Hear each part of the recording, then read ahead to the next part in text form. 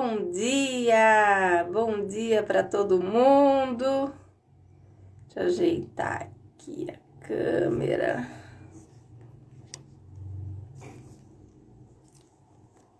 Prontinho. Hoje nós vamos dar sequência aqui. Vamos falar de números de 4 até 6 hoje. Deixa eu chamar as meninas aqui.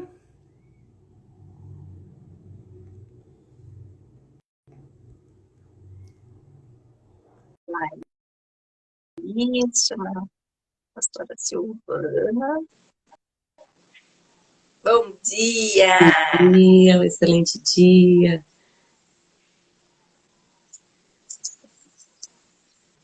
Deixa eu ver se a pastora Silvana... Acho que ela conseguiu. Olá, Aí, bom dia! dia! Gente, eu vou ficar Tudo aqui bem? fora. Se os cachorros começarem a latir aqui no quintal, eu vou para dentro. Tranquilo. Delícia. Tomar um arzinho da manhã já cedo, muito bom, né? Um É isso pãozinho. aí. Bom dia, Seja gente. bem-vinda, pastora. É uma grande satisfação ter sua presença aqui conosco, né? Nos ajudar nessa missão, nesse entendimento, né? Esse estudo. A gente já está no 4º livro. E quantas lições, né? Quanto entendimento. O bom que é meditar e ir desvendando, assim, tirando muito da nossa ignorância, assim, né? E que Porque a missão, né? gente, quando tem o Porque, conhecimento de ouvir falar, é diferente quando a gente pega e vai meditar de fato.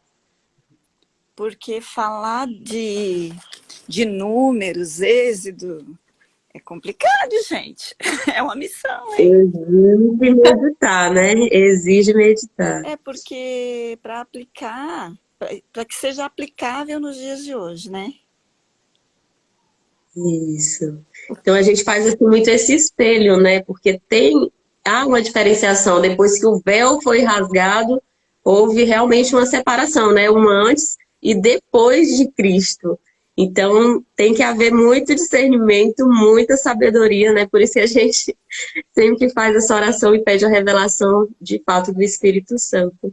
E aí a gente quer que a senhora, né, como uma patente maior do que a nossa, né, então que faça a oração para a gente, Tá o joia. sagrado momento. Paizinho amado, Paizinho querido, em nome de Jesus, nós te pedimos nessa hora que a unção do Senhor, a unção do entendimento e do ensino venha sobre as nossas vidas, que a partir desse momento, ó Deus, o Senhor esteja no total controle do nosso corpo, da nossa alma, do nosso espírito, e que nós não venhamos dizer nada aqui, Deus, que venha trazer confusão no coração das pessoas. Senhor, o desejo mais profundo do nosso coração é que cada um de nós e as pessoas que vão assistir, ó Deus, essa mensagem, que elas se acheguem mais perto de Ti, que não seja para se afastar de Ti, ó Deus, mas que seja para encontrar o caminho, porque a Tua palavra é lâmpada para os nossos pés e ela é luz no nosso caminho. Dá-nos, ó Deus, compreender cada texto dentro do contexto. Em nome de Jesus, amém. Amém? Tem um dizer no meio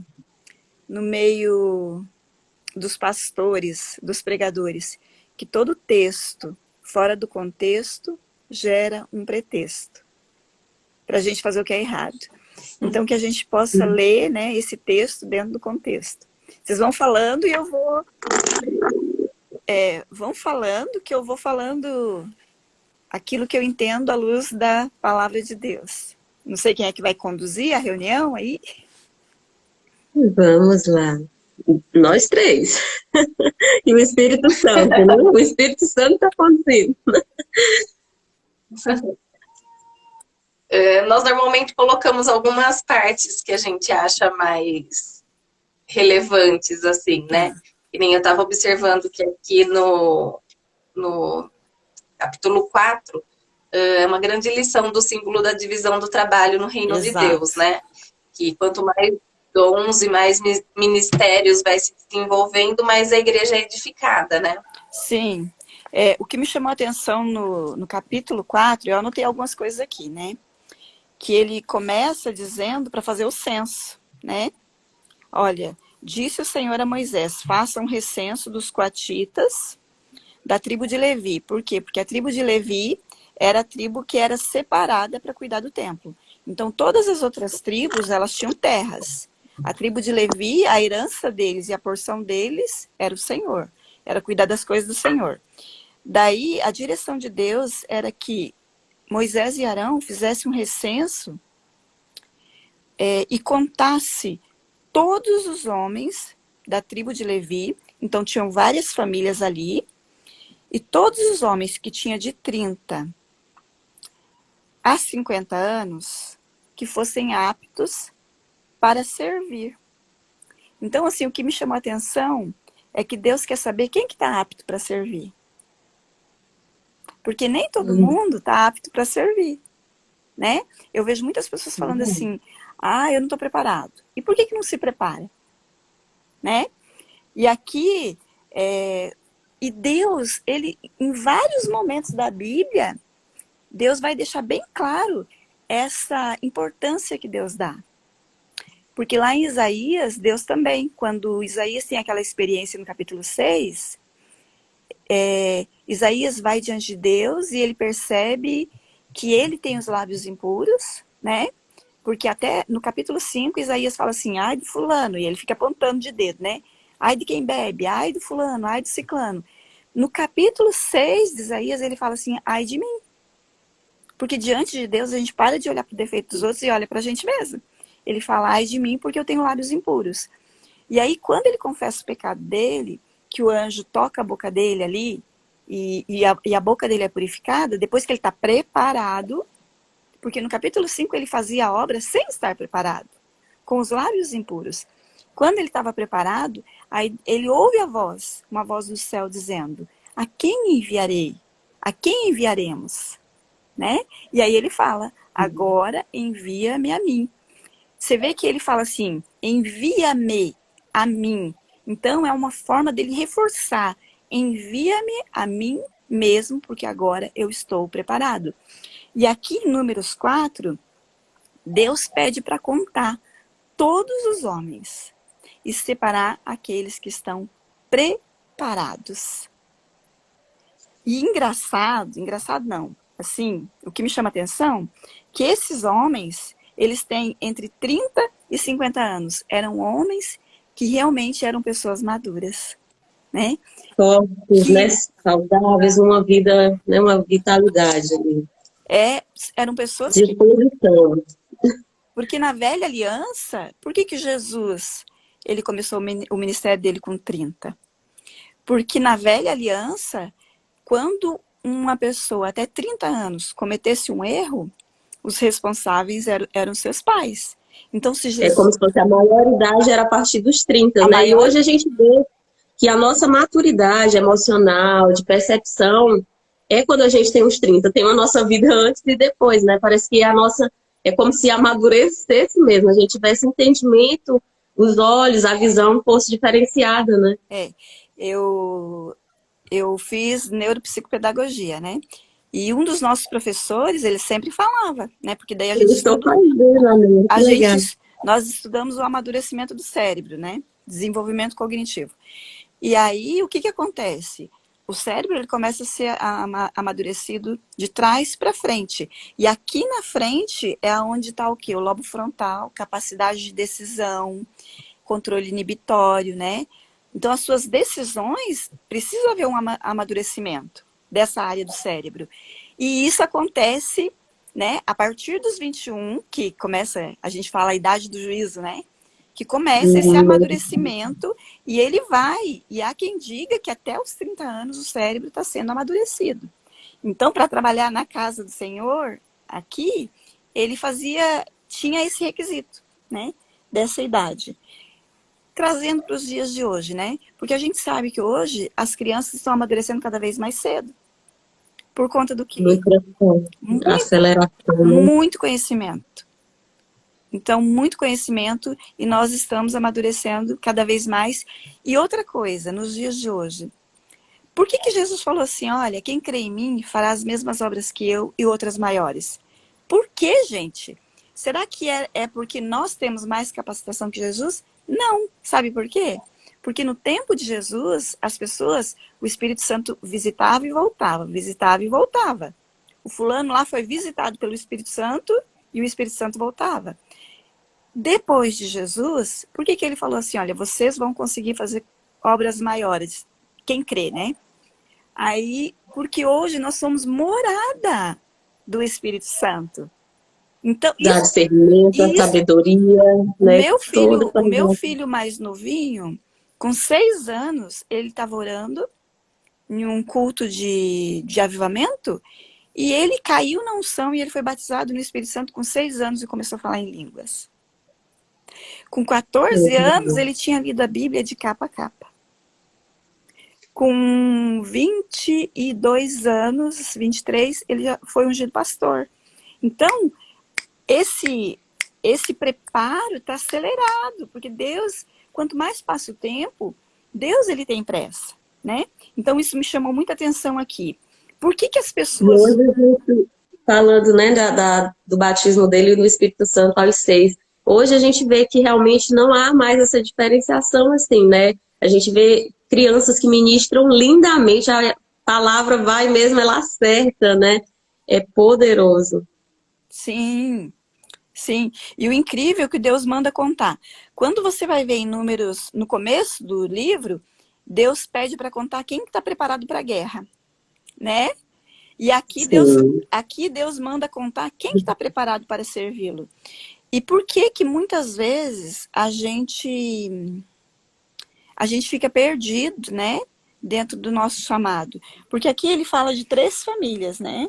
São 3 É, a famílias. família do universo, a do Coate, né, que é a da descendência de Levi, e a Merari, né, família de Merari, são Então, e 3. se você for olhar essas 3 famílias, cada um era delegado, era responsabilizado por um a fazer dentro do templo, né? Ele fala desse serviço temporário, né, que aqui eles iriam servir quando o tabernáculo fosse desmontado para seguir na peregrinação, né. Então, como Deus é detalhista, né, ele fala, está pronto para servir, e cada um, é como fala, o corpo de Cristo, cada membro é importante, né? No nosso corpo, o nariz tem sua função, o menor dos detalhes, o menor do membro, ele tem uma funcionalidade, né? Então, todos são importantes, né? Você é importante para a obra de Deus, cada um de nós temos essa função, e aí a pastora falou nisso, trazendo para o nosso lado. Você está pronto para servir? Como que você vai servir? Já descobriu qual é o seu propósito no reino? Como Deus quer te usar? É importante a gente, né? Como que eu posso servir a Deus? Muita gente fica nessa dúvida, nossa, como que eu vou descobrir o propósito? Qual é o propósito? Hoje você pode estar apta para servir ofertando a casa do Senhor, levando o seu dízimo e permitir que o evangelho seja cumprido, né? Manter ali o sacerdote, enfim, evangelizando, ligar aqui uma live e levar a mensagem. Isso é o propósito. Muitas vezes você fala, nossa, parece tão pequeno, mas o menor dos detalhes ele faz grande diferença para que haja, né, pastor, essa capacitação constante. Eu estar disposta, eis-me aqui, ele vai usar e vai capacitar. Gente, a gente pode ir até além. Isso que eu ia falar. Pode falar. Não, que a gente tem que estar disposta a servir, né? A gente tem que criar isso. É que nem a Laís falou, é nos detalhes. Às vezes é colocar, né? A gente usa a rede social tanto todos os dias, assim, né? Usar com intenção mesmo, de levar uma mensagem, de colocar uma mensagem ali, porque pode ser importante para alguma pessoa que esteja vendo. Né? Então, assim, é falar uma palavra para pessoas que a gente encontra no nosso dia a dia, é colocar uma mensagem ali no story, coisa simples, que às vezes a gente não dá importância e fala, ah, isso não vai fazer nada, mas, assim, pode mudar o dia de uma pessoa. Então, às vezes é no simples que a gente acaba fazendo a diferença no dia de uma pessoa, né? Exatamente. Deus é um Deus de detalhes. Quando você lê Efésios, gente, Efésios é lindo. Porque às vezes você pensa que você tem que e dar tudo para os pobres para fazer a obra de Deus dentro de um templo.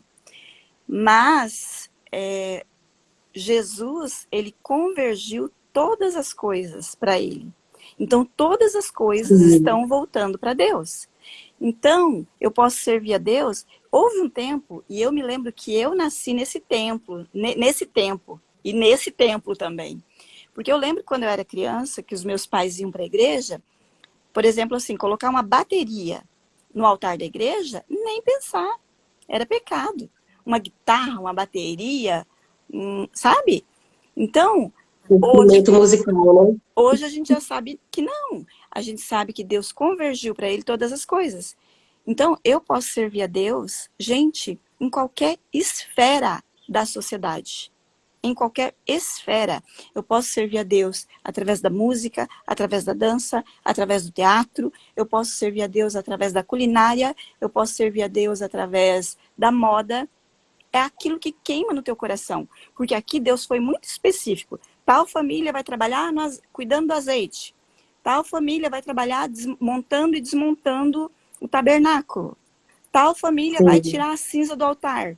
E eu acredito o prazer e a alegria que essas pessoas que foram escolhidas por Deus para fazer aquilo ali, ai gente, mas montar e desmontar, né? Porque era tudo encaixado, né? Tinha lá a base de prata, as paredes de tábua revestida de ouro, tinha o couro que eles tinham que dobrar e desdobrar.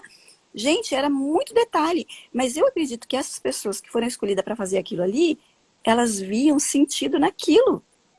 E gente, o prazer da nossa vida, né? O prazer do ser humano é o quê? É contribuir. Não tem coisa mais gostosa do que você contribuir e se sentir útil naquilo que você faz. E a transformação, né? Que ajudou alguém, que houve realmente um esclarecimento. Sim, vou dar um exemplo para vocês, né? Eu sou palhaça de carteirinha, né? Não parece, mas eu sou. Eu tenho carteirinha de palhaço. Fiz curso, tudo, palhaço de hospital. E eu tinha pânico de hospital. Eu tinha pânico, assim, de suar a mão e tudo, ficar a mão fria.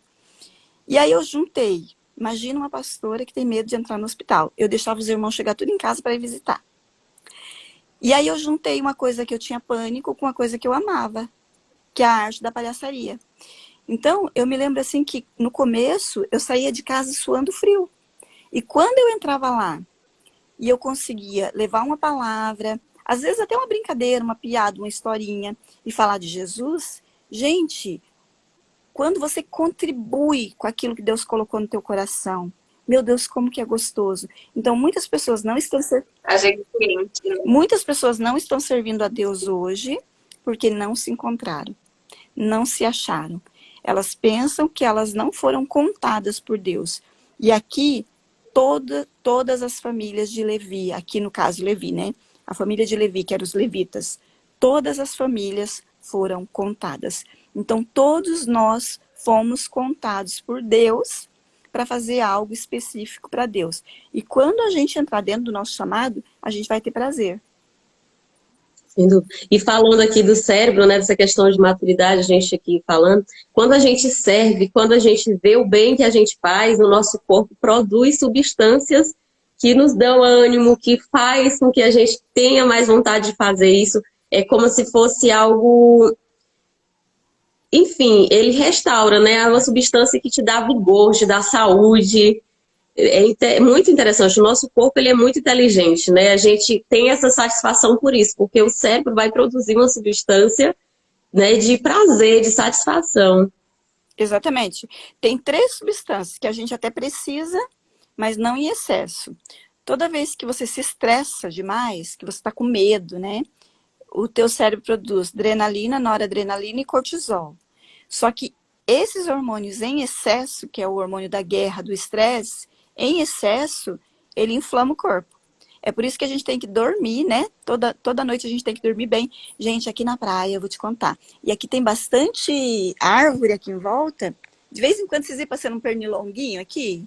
Ainda bem que ele não me picou, porque eu sou alérgica. Mas aqui de manhã tem muita árvore, olha. Aí meu marido fala assim, vamos cortar esses verdes. Aí eu falo, não! Aí ele fala, tá pernilongo. Eu falo, deixa aí os pernilongos. Tá passando um pernilongo aqui.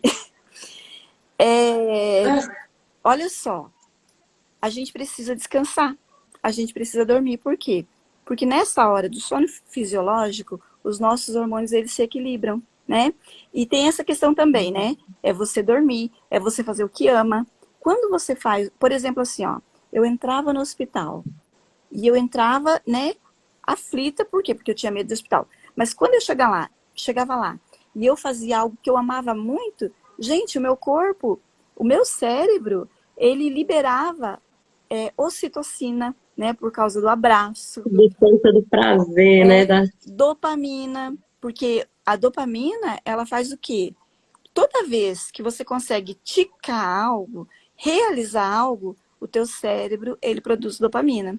Você vai se arrastando para a academia. Quando você sai de lá, você sai com aquele senso de dever cumprido. E às vezes você vai cansado, mas pelo fato de você ter vencido aquele compromisso, você tem a sensação que você vai chegar em casa, que você vai limpar até o teto, não é verdade? É bem isso, energia, né? Uhum. Então, aqui a gente aprende. Essa questão de servir, quanto mais a gente serve, mais a gente se enche, né? Quanto mais a gente dá, mais a gente vai se enchendo, parece, né? Uma coisa incrível, assim, que só Deus para fazer isso mesmo, né? Para conseguir encher a gente com esse amor, essa energia, essa coisa, assim, que só faz a gente querer fazer mais e mais cada vez, né? Então, por que a Bíblia diz que é melhor dar do que receber? Porque a Bíblia... Sim. Ó, é melhor dar do que receber. Por quê? Porque quem dá, recebe mais. A Bíblia diz assim, ó, dai Sim. e dar-se-vos-á. Uma boa medida, recalcada, sacudida e transbordante. Toda vez que você dá, que você, né, você vem aqui e você dá o conhecimento. Gente, não se esgota. Todos os dias eu faço Mas você libera espaço para receber mais.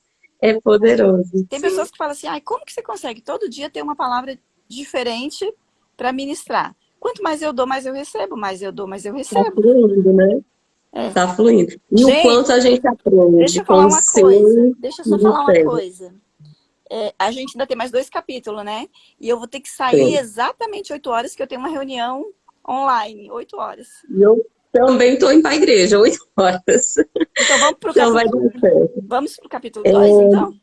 Vamos lá. Acerca dos excluídos, né? Do acampamento. Deus é Deus de detalhe, ele vê assim tudo. Então, eles viviam num ambiente, a questão da higiene, a gente viu lá, né, no livro de Levítico. Deus cuida de cada detalhe que ele ensinou de higiene, pós-parto. E aí, nesse momento aqui, chegou a hora de tirar alguns, né? E a gente vê que ele pede para que todo leproso saia. É um capítulo, assim, bem complexo, né? A gente vê o leproso como se fosse um pecador, né? O pecado. Então, assim, é algo bem complexo esse capítulo, né, pastora? Sim. Olha só. Mas é o que eu digo, a gente tem que ler o texto dentro do contexto. Se você lê Êxodo 19, você vai entender toda a lei, tá? Sim. Lá em Êxodo 19, Deus chama Moisés e ele fala assim, ó, vai lá e diz pro povo que eles serão o meu povo. Farei aliança com eles. Eu serei o seu Deus e eles serão uma propriedade particular minha. Então, olha só, deixa eu dizer uma coisa. Ninguém saiu doente do Egito. Não é verdade? A Bíblia diz que não saiu ninguém doente do Egito. Qual era a intenção de Deus? Tirar esse povo do Egito, atravessar o deserto e entrar na Terra Prometida. Essa era a intenção de Deus. Quando eles saem do Egito, Deus chama Moisés e fala assim, olha, vai lá e fala para o povo que eu quero fazer uma aliança com eles. E aí o povo ficou com medo. Aí o povo falou assim, ah, não, Moisés. Ah, não, Moisés, nós não queremos aliança com Deus, não. Eles tinham medo de fazer aliança com Deus. E eles falaram assim, vai você, fala com Deus, ouve a Deus e volta aqui e fala pra gente. E tudo que Deus mandar, nós obedeceremos. Então, Deus nunca quis dar mandamento. Deus nunca quis que o povo ficasse doente. O que Deus queria fazer? Ele ia tirar em 40 dias, né, pastora? Mas devido E a gente vê lá no 19 é exatamente essa confirmação da aliança, né? Então, no capítulo 19 de Êxodo, Deus mostra a sua intenção. A intenção de Deus é Sim. sempre, Deus tem sempre o melhor caminho. Então, Deus falou assim, Moisés, fala para o povo que eu quero fazer aliança com eles. Eu serei o seu Deus e eles serão o meu povo. Qual era o jeito que Deus queria se manifestar no meio do povo? Do mesmo jeito que ele se manifestou com Abraão. Porque Abraão, ele não foi justificado pela lei, ele foi justificado pela fé. E Abraão foi um homem que Deus fez uma aliança com ele. Só que a aliança a gente só faz com quem? Com quem a gente quer intimidade, com quem a gente ama, não é? Como que Deus vai fazer aliança com um povo que quer mandamento? Como que Deus vai fazer aliança com um povo que quer um mediador? Porque o povo tinha tanto medo de Deus que não queria estar na presença de Deus por medo. E o que eles pediram? Um mediador. Vai lá, Moisés, você que é assim lá com Deus, você que tem intimidade com Deus, vai lá. E tudo que Deus falar para você, então ele vai mandar e a gente vai, obedecer. Ó como que a gente é bom. Tudo que Deus mandar, a gente vai fazer. Aí Deus falou, vocês querem mandamento? Então tá aqui o mandamento. Pega aí o mandamento. Quero ver se vocês são capazes. Quero ver se vocês são capazes de cumprir. E aí o povo começou a adoecer. E a reclamação, né? A gente vê em Êxodo que eles reclamam tanto, que lá nós tínhamos carne, que lá isso e aquilo. Deus mandou as codornas e eles comeram tanto, tanto, tanto que veio a cólera, né? Dor de barriga e enfim. Exatamente. Então, a partir desse momento que o povo não quer aliança com Deus, aí começam os problemas. Aí Deus entrega 10 mandamentos e eles transformam esses 10 mandamentos em 613 mandamentos. E aí eles têm que matar cordeiro de manhã, de tarde, todo dia tem que matar um cordeiro. Eles pegavam aquele sangue do cordeiro, passavam sobre si para se sentir um pouquinho mais limpo, um pouquinho perdoado. Mas no outro dia eles se sentiam impuros de novo. Então a religião é um problema quando a gente tenta se santificar através da nossa religiosidade. Porque o que nos santifica? Porque essa palavra santidade não é perfeição. Santo no hebraico é kadosh, que significa separado para uma missão. Né? Que foi o que nós falamos no capítulo 1. Deus separava cada um para uma missão. Isso é santificação. Uns são mais santificados e outros são menos santificados por questão de decisão. Nós vamos ver no capítulo 6, o voto de Nazireu era uma forma de se santificar, de se separar e de algum modo, de uma forma prática, fazer algo diferente, né? Então, o que acontece? Aí, quando chega essas questões ali de doença e de lepra, o que vai fazer o leproso? Tem que separar. Mas quando fala, porque tem um lugar aqui que fala do fluxo de sangue, né? Olha ali. Sim. Aí deixa eu te dizer uma coisa, né? Então, não poderia tocar na mulher com fluxo de sangue, não poderia tocar também num cadáver. Agora, essa era a vontade de Deus? Não era. Por meio de aliança, isso não seria preciso. Tanto não era, aí você diz assim para mim, mas prova para mim que não era. A mulher do fluxo de sangue tocou em Jesus. E ao invés de Jesus ficar impuro, a mulher foi curada. Ele sentiu virtude saindo dele, né? O poder, a fé dela era tão grande. Por isso que a gente tem que ter esse entendimento, né? E Jesus, ele chegava lá, ele tocava no morto e ressuscitava. Então, ele, como diz lá realmente na palavra, né, no primeiro livro do Novo Testamento, eu não vim para abolir a lei, mas para aperfeiçoá-la. Então, é muito isso. A gente fica que o livro de Velho Testamento é a lei. Mas, assim, há muito aqui a gente no nosso estudo, né, desde Gênesis, há muitas referências que a gente vê que ele fala. E isso é permanente, permanecerá de geração em geração, né? Igualmente a questão do incesto. Hoje o Código Civil assegura, pai não pode casar com filho. Então, é o princípio da primeira menção, né? E é crime isso. Então, é resguardado por uma Constituição, por uma lei maior, né? Assim também. Quais foram as leis que Jesus cumpriu na cruz ali? As leis cerimoniais foram cumpridas por Jesus e ele cumpriu porque a gente... Você já imaginou se nós tivéssemos que fazer a cerimônia de matar um cordeiro todo dia? Manhã e tarde.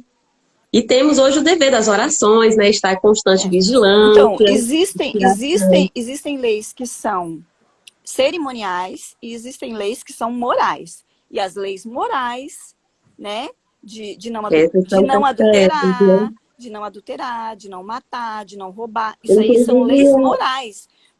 Porque aqueles 10 mandamentos era o código penal deles, né? Eles não tinham outro, então era aqueles ali. Então, essas leis que são morais até o dia de hoje, é permanente, né? aqui no capítulo 5 fala da ordenança a respeito dos ciúmes, né? Que é exatamente essa questão do adultério, né? Um dos atributos.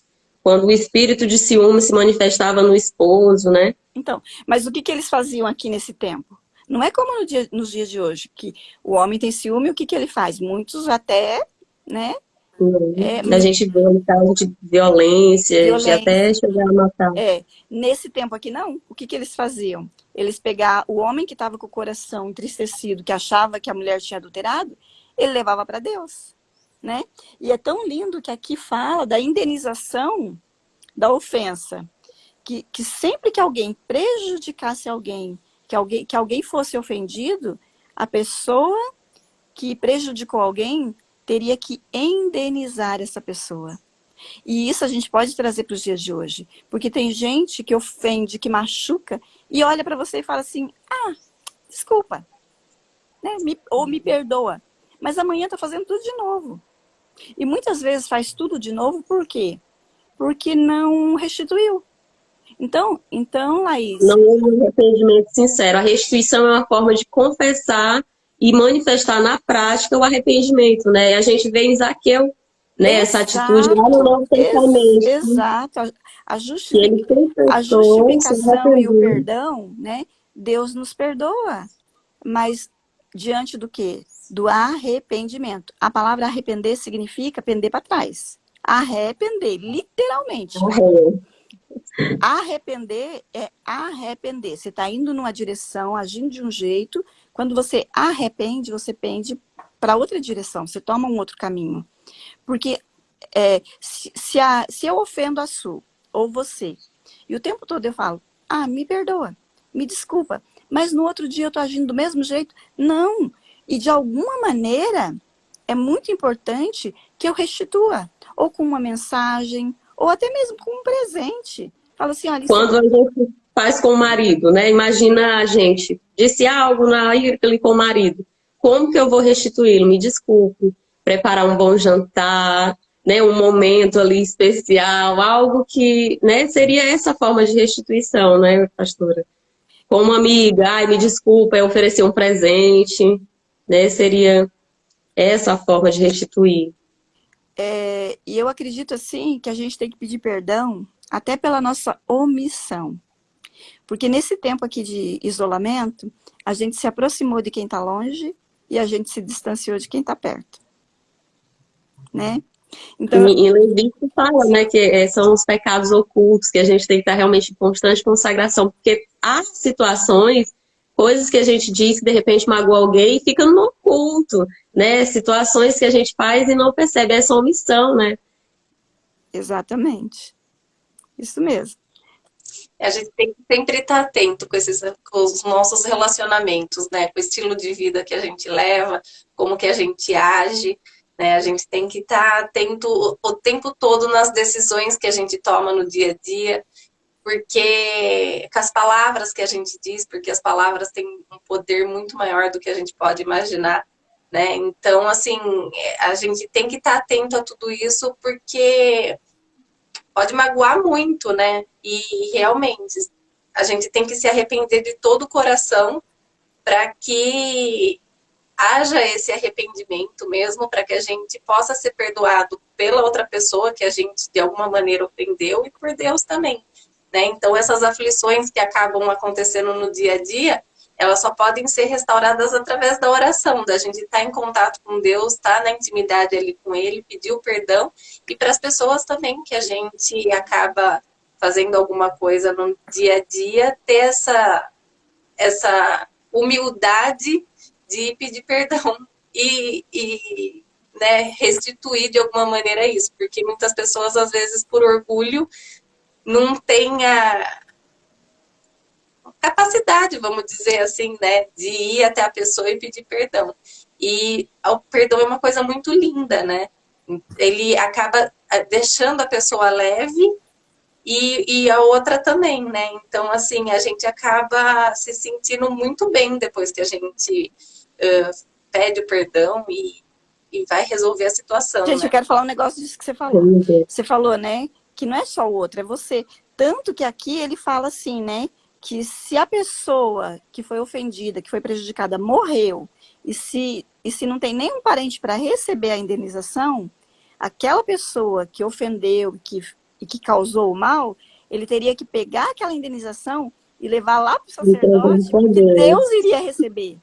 Por quê? Porque há um ato de cura pra gente. Em você, né? Em No você. caso, o perdão, ele é muito isso, né? Ele serve mais para mim do que para o outro. Imagina você fez algo e a consciência vai acusar, né? O Espírito Santo vai revelar aquilo, vai ficar na sua consciência. Nossa, eu fiz algo errado, isso está errado, fica acusando ali.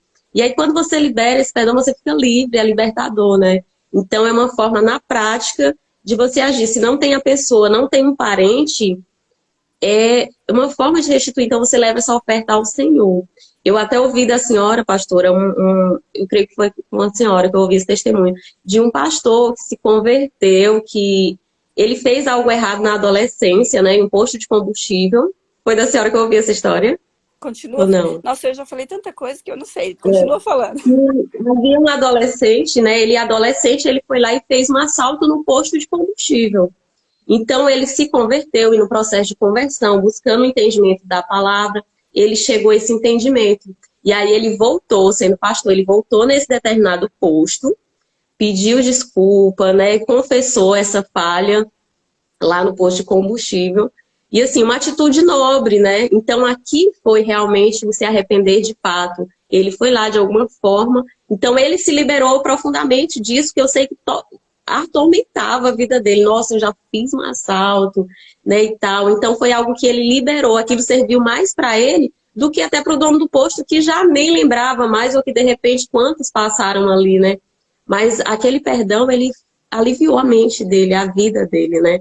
E aí ele vai restituir com esse conhecimento, certamente ele ofertou, restituiu o dono do posto, ou ofertou ali para Deus, como de fato já ofertou a própria vida, né, ao serviço do Senhor. Exatamente. Isso mesmo. Vamos para o outro capítulo agora? Vamos lá. A respeito da lei do Nazareu ou dos consagrados a Deus. Então, a gente tem dois exemplos, assim, bem conhecido e famoso na Bíblia, de Nazireu, né? Um é Sansão, que tinha, né, esse voto de Nazireu, Sim. e Samuel. Né? A gente até falou ontem de Samuel, né? Foi ontem, acho que foi. Que lindo, né? Que foi a obediência. É um voto que foi cumprido, né? Gente, aí a gente tem duas histórias, um cumprido e o outro um pouco trágico. Quer falar, Su? Não, é só assim que essa lei é nazireado, né? É o voto de expressar dedicação e santificação total ao Senhor, né?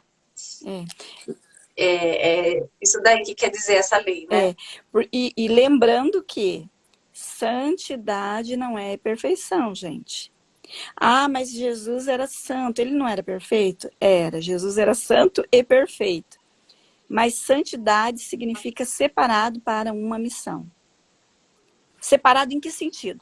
Sabe quando você coloca água no filtro? Eu tenho filtro de barro aqui em casa. Também. Então eu tenho filtro de barro aqui em casa. Eu coloco a água da torneira, que é imprópria para beber. Eu coloco ali dentro. Quando aquela água passa para baixo, tem uma vela que vai separar as impurezas. Então, santidade é isso. Santidade é quando o sangue de Jesus vem sobre a nossa vida, tá? Naquela época eles usavam o sangue do cordeiro. Mas hoje nós já temos o sangue do cordeiro que tira todo o pecado do mundo. Então, vamos supor assim, ó, quando você recebe o sangue de Jesus sobre a tua vida, ele te santifica por quê? Porque o sangue do cordeiro é o filtro que remove as impurezas da nossa vida. Então, santo significa kadosh. Santo significa ser separado para uma missão. E aí, olha só que gostoso, né? Porque o Sansão, ele... Vamos falar primeiro de Samuel, que é mais leve, né? É Samuel, bênção.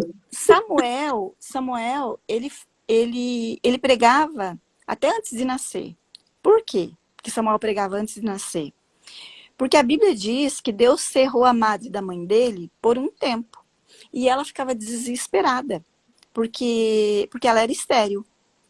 Mas Deus só abriu o ventre daquela mulher para gerar Samuel na época certa. Por quê?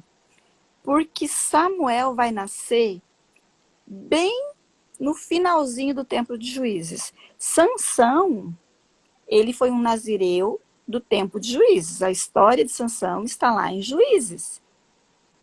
Porque no tempo de Juízes não havia rei, por quê? Porque Deus queria reinar sobre aquele povo. Não é verdade? Então, o mesmo Deus que tirou o povo do Egito, tá? Esse mesmo Deus que arranca o povo do Egito, que não queria que esse povo fosse escravo. Por que Deus não queria que o povo fosse escravo? Porque Deus, né, o nosso Deus, o Deus da Bíblia, ele não é Deus de escravo. Ele é rei de reis, senhor de senhores. Então, nós somos filhos do rei. Nós somos, né?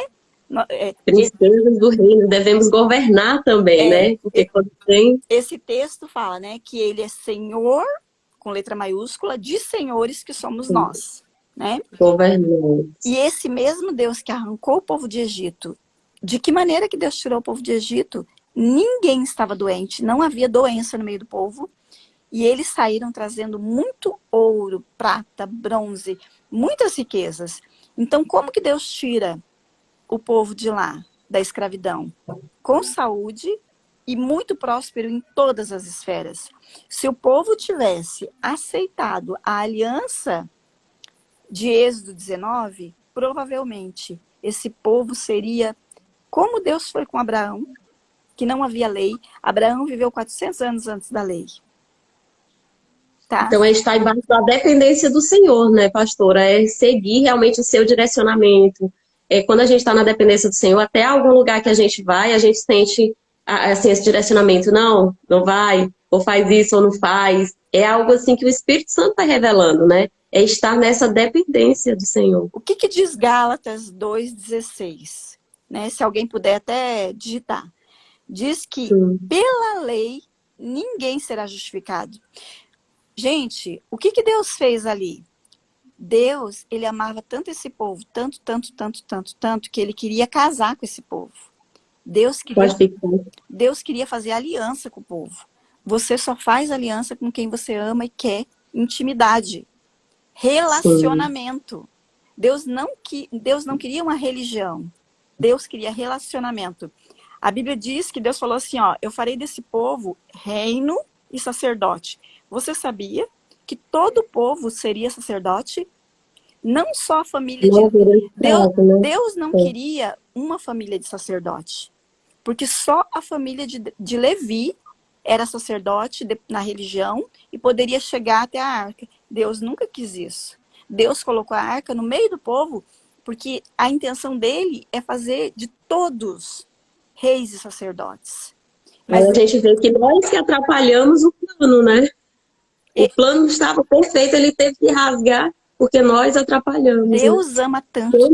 É assim, ó. Ou você vai aprender pelo amor e pela palavra, ou Deus não vai perder a oportunidade de ensinar você através das experiências amargas.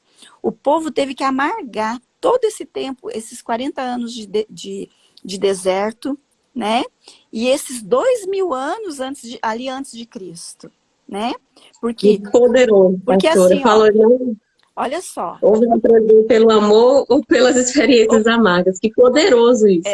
Ou você vai, ou tipo assim, ó, enquanto tem fôlego de vida, é porque Deus está dando uma oportunidade de você aprender.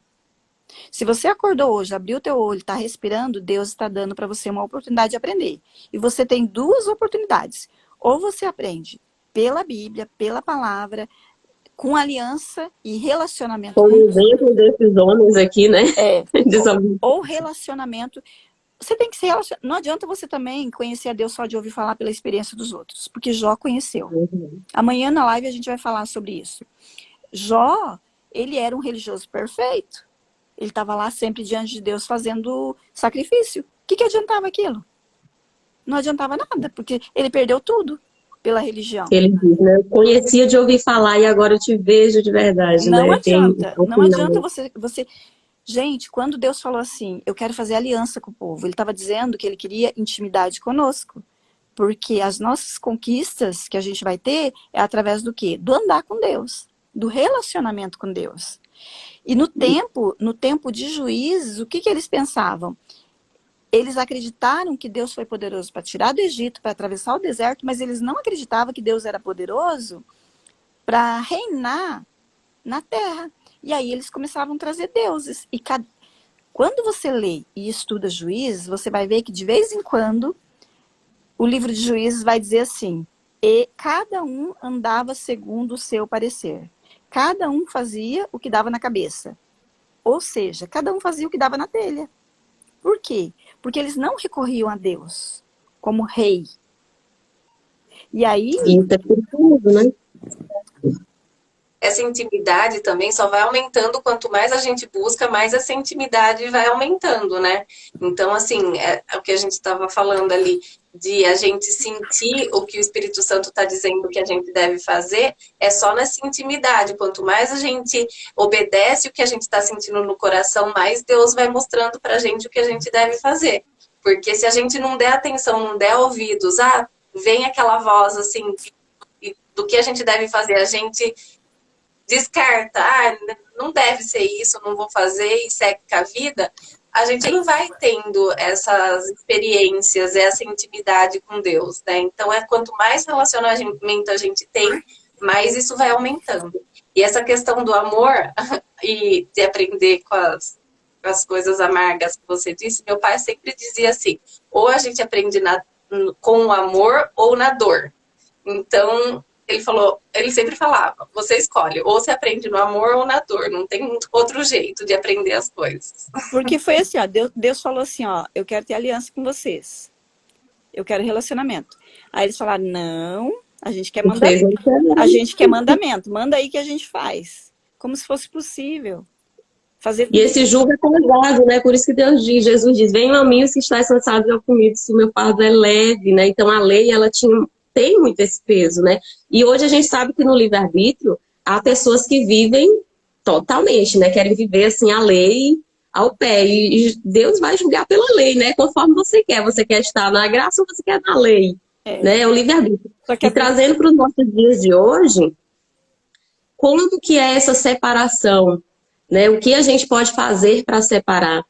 Então, aqui a gente vê que realmente no cálice de doutrina há pessoas que não cortam o cabelo. Então, assim, é muito relativo, né? Individual. É um meio da pessoa mostrar um símbolo que ela é separada, é diferenciada dos demais, né?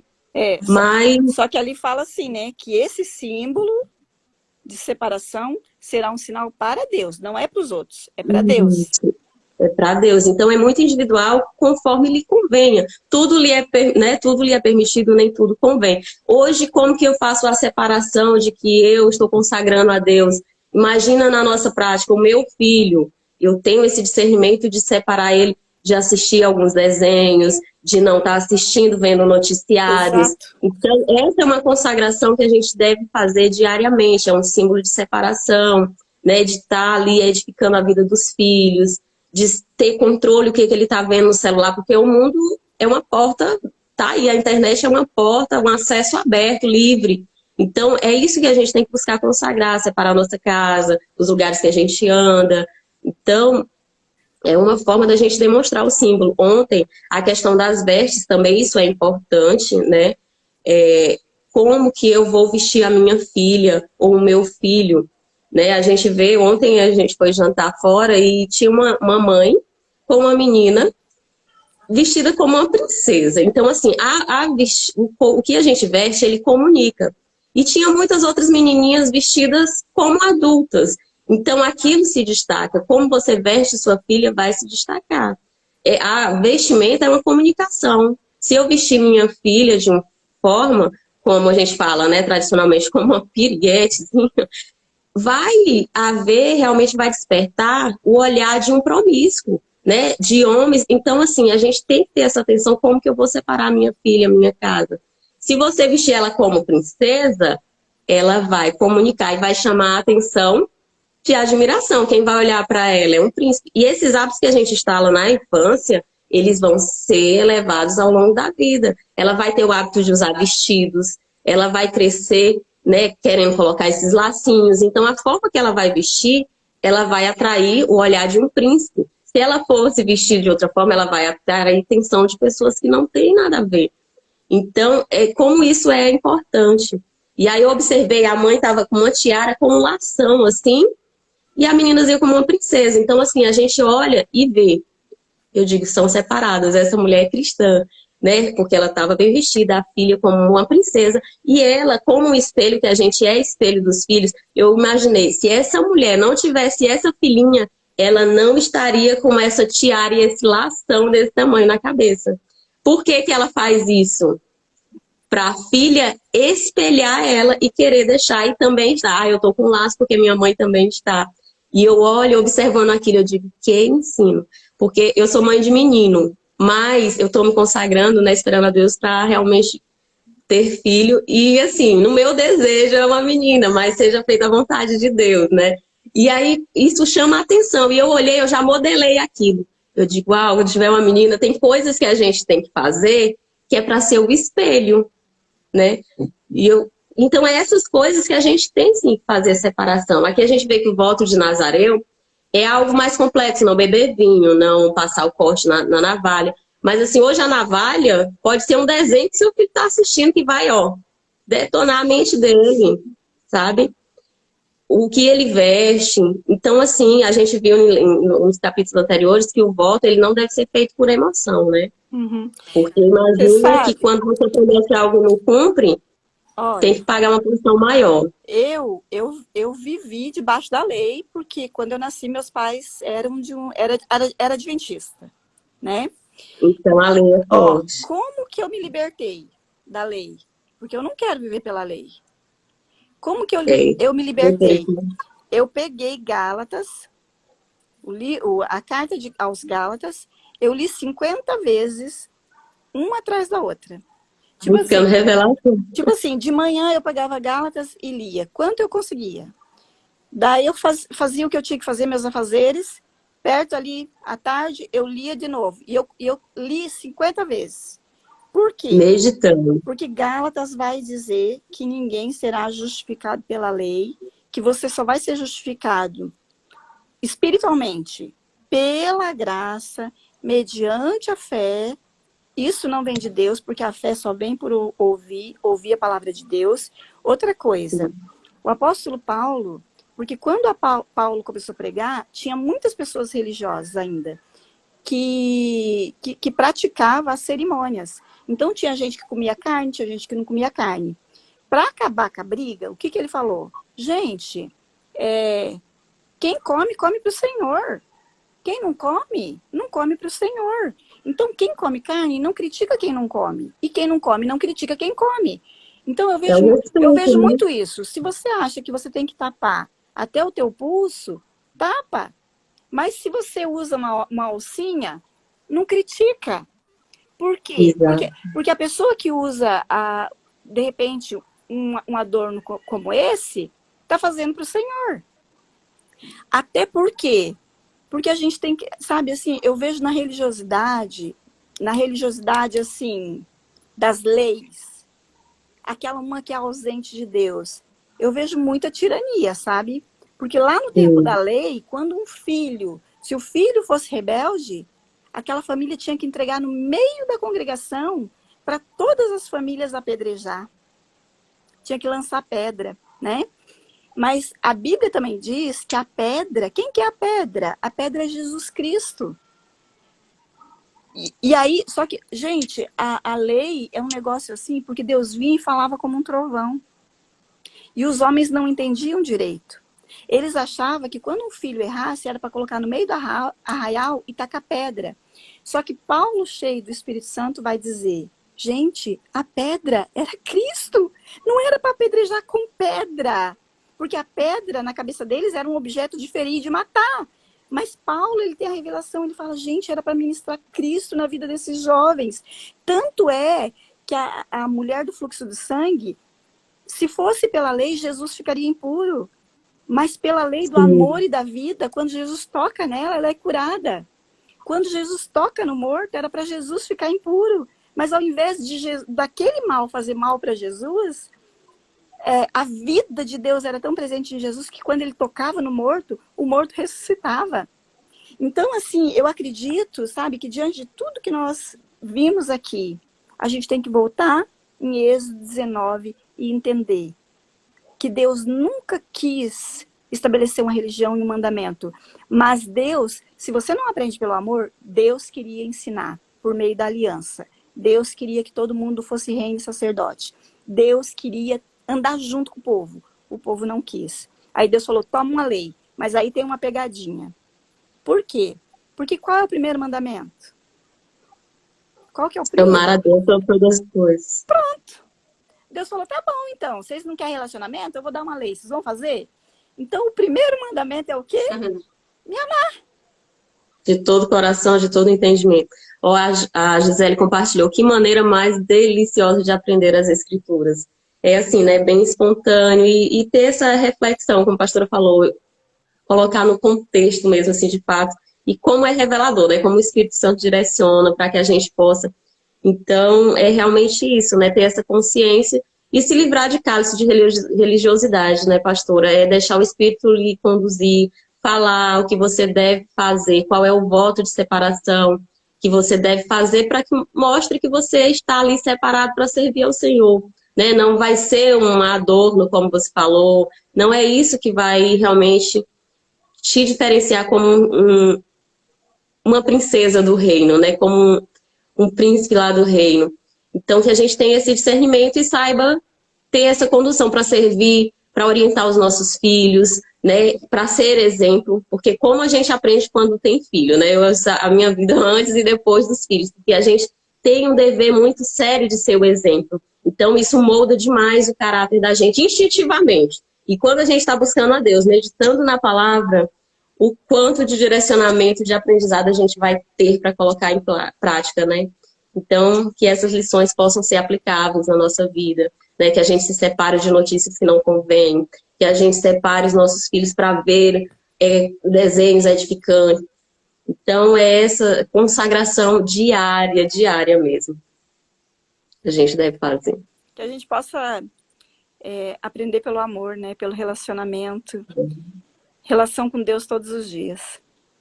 Com o exemplo dos que a gente vê aqui pela desobediência, quais foram as consequências. Então, a gente observando isso e tendo esse entendimento, a gente não quer para a nossa vida, né? Como é mais fácil aprender através dessa intimidade, dessa comunhão, desses exemplos, né? Isso mesmo. Gratidão. Um excelente. Muito bom. Então, para todo mundo que esteve aqui, gratidão à pastora que estava aqui com a gente, transmitindo todo esse conhecimento, né? E é muito, muito bom quando você está aqui com a gente, junto com a gente. Sempre. De vez em quando eu vou estar aqui com vocês. Muito bom. Quero fazer a oração final. Obrigada. Querido Deus, em nome de Jesus, ó Pai, que nós possamos viver o plano original do Senhor. Assim como o Senhor falou para Moisés, farei uma aliança com o meu povo, e o meu povo será reino e sacerdote. Deus, nós sabemos que Samuel viveu isso, Deus, porque Samuel ele foi juiz, ele foi profeta e ele foi sacerdote. Nós sabemos que Jesus também foi rei, profeta e sacerdote. E Jesus, como nosso irmão mais velho, Deus, nós queremos seguir o exemplo dele. Que nós possamos reinar, Deus. Que nós possamos ter tanta intimidade contigo, que nós possamos cumprir o ofício de sacerdote, que é levar o teu povo, as faltas, os pecados, as angústias até o Senhor. E que nós também sejamos profetas, que nós tenhamos tanta intimidade contigo, que nós possamos ouvir a tua voz. E ao ouvir a tua voz, que nós possamos exercer o ministério de profeta, profetizando para todas as nações. Que o teu nome, a tua palavra seja conhecida através da nossa vida, Deus.